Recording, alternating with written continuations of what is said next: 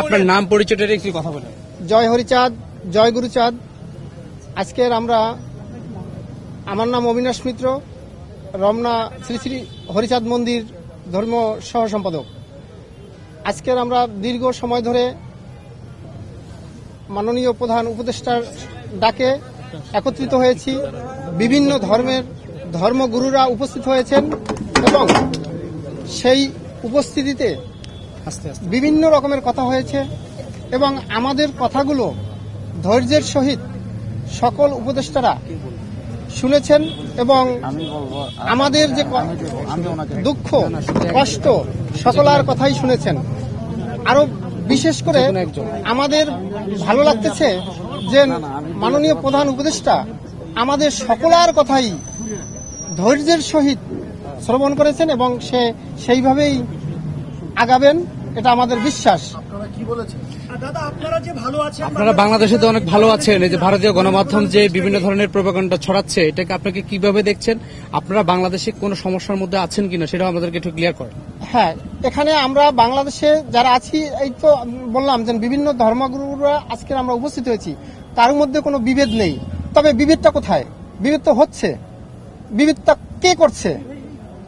এবং এই যারা করছে তাদেরই লোক ওখানে বসে এই প্রোপাগান্ডাটা ছড়াচ্ছে। এখন এখানে আমি হিন্দু, এই মুসলিম, বৌদ্ধ, খ্রিস্টান সকলেই তো উপস্থিত হয়েছি। কারোর মধ্যে তো ফাটল নেই, কারোর মধ্যে বিভেদ নেই, সকলের লক্ষ্য কিন্তু এক জায়গায়। কিন্তু আমাদের মধ্যে ঢুকে একটা বিশৃঙ্খলা তৈরি করে বিদেশে সেটাকে যদি একটা খারাপ কিছু তৈরি করে তাদের স্বার্থ হাসিল করে, এটা আমরা চাই না। এটা হলো বাংলাদেশ। আমরা বাংলাদেশের সকল জাতিরাই সমানভাবে বাঁচতে চাই এবং বেঁচে আছি, কোনো তো সমস্যা নেই। কিন্তু সেখানে বিশৃঙ্খলা কেন?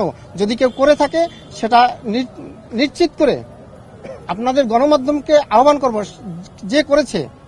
হ্যাঁ, আমাদের এক ভাইকে মেরেছে, কিন্তু এই ভাইকে কে মেরেছে তাকে খুঁজতে হবে।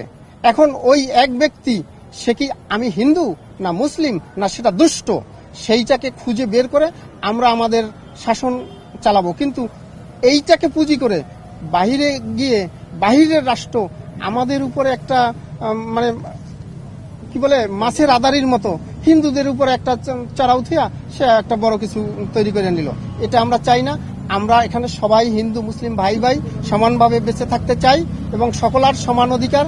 এটাই আপনারাও আমাদেরকে সহযোগিতা করবেন, কারণ আমরাও কখনো কোনো সময় কারু কাছে কারু মাধ্যমে যেন নির্যাতিত না হই।